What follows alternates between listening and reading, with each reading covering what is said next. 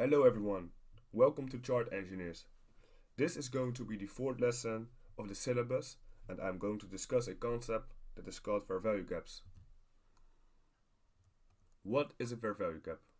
The fair value gap is an area where only one side of the market liquidity has been delivered.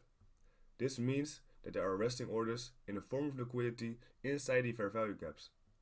Price is likely going to reach for these areas by filling it in so both buy side and sell side liquidity are rebalanced. Why are fair value gaps a useful tool for identifying market direction? The inefficient areas can be used to identify where price may want to reach for as a draw on price. The inefficient areas can also be used to identify where price may want to reverse.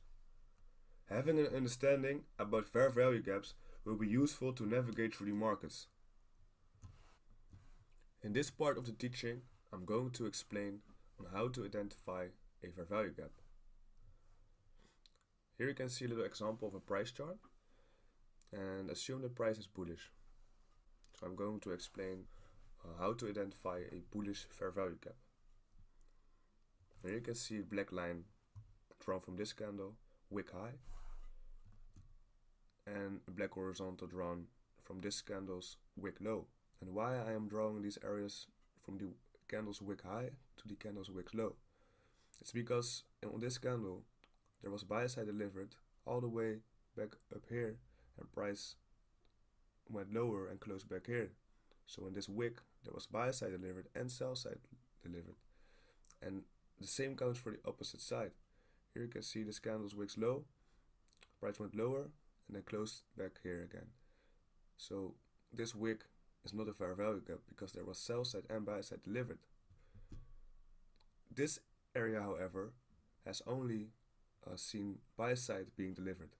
So this little area here means that there are resting orders in the form of liquidity inside the fair value gap because there was only buy side being delivered. So we can expect price to come back, fill it in, and push away again because price is still bullish. So we can anticipate a higher low to be formed in this area.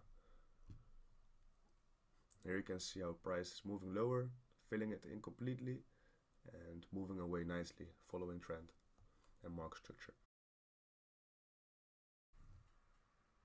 The mean threshold of a fair value gap. A fair value gap can be deemed as filled when price has rebalanced the area by at least 50%.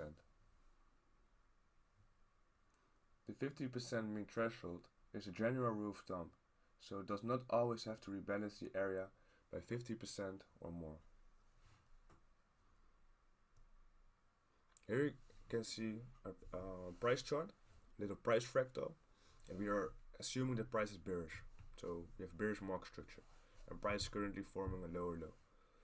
So let's mark out a fair value gap, like the way we did before. Right there, two black horizontals showing the area where only sell side has been delivered on this candle here. So this little area can be identified as a fair value gap. So we can expect price to come back, fill it in or tap into it and move lower. Here you can see how price tapped into it and pushed lower.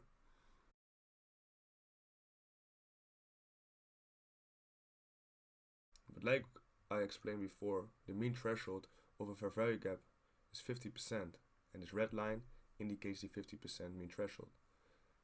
So this little area, the fair value gap, is not deemed as filled yet. So we can still expect price to come back and fill it in by at least 50%. Here again, price tapped into it, but has not been filled 50% yet again. But during this retest, there has been a new fair value gap created here. Only buy side has been delivered from this wick's high to this wick's low. So only buy side has been delivered here. And we can mark out the 50% mean threshold with the red line, like we did with the bearish fair value gap up here. And we can see how price filled in by at least 50% and pushed back for a third tap into the bearish fair value gap. But this level has still not been deemed as filled. and this level is. So this level is not significant anymore. And here you can see that price finally finds the fuel to push up, fill it by 50%, and you can see how price is moving away aggressively because there's no business around this level anymore because it has been filled by 50%. So in this part I'm going to show the fair value gaps and the effectiveness of a fair value gap in an uptrend. So here you can see the price chart where price sweeps a swing low here, pushes up and breaks market structure on this candle. It's basically the beginning of a trend shift and we can expect higher price to form. So here, you can see this level here, wicks high till wicks low, this little area here, there's only buy side being delivered. So we can use this area to anticipate potential higher low to form. You can see price pushing lower here, fills in completely, pushes away. But we are still on an uptrend and price does not move in straight lines. It loves to retrace. So where's the next fair value gap? Right there. Wicks high to wicks low. This little area, blue shaded area, is a bullish fair value gap, only buy side being delivered. And you can see how price comes back into it. But in the previous section, I explained the fair value gap is deemed filled when it fills the area for at least 50%.